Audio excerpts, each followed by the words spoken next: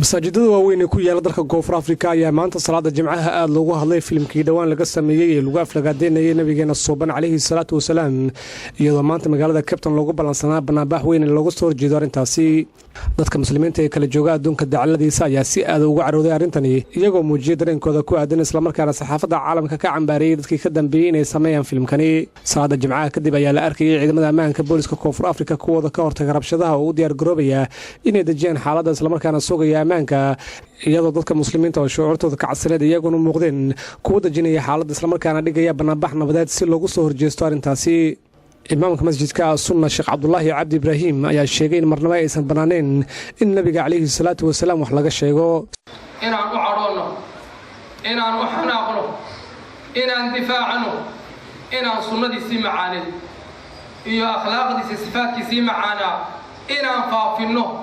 oo dadka aan barno oo faafina calayhi salaatu wasalaam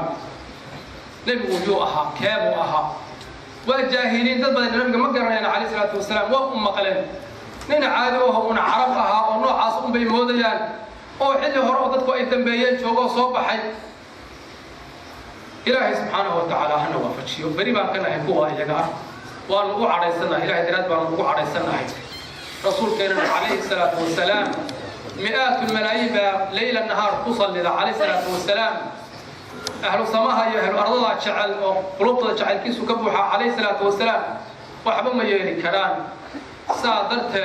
إنه واجب كنا مدنه أنت تبرتين أي تهي يا مسؤوليتين وكل بيت تدنتها إن شاء الله تعالى si kastaba ha ahaatee shucuurta muslimiinta adduunka ayaa ah kuwa kacsan isla markaana banaabaxyo weyn ka dhigaya adduunka dacladiisa maxamed deeq musan nuur deeq darajo Universal TV South Africa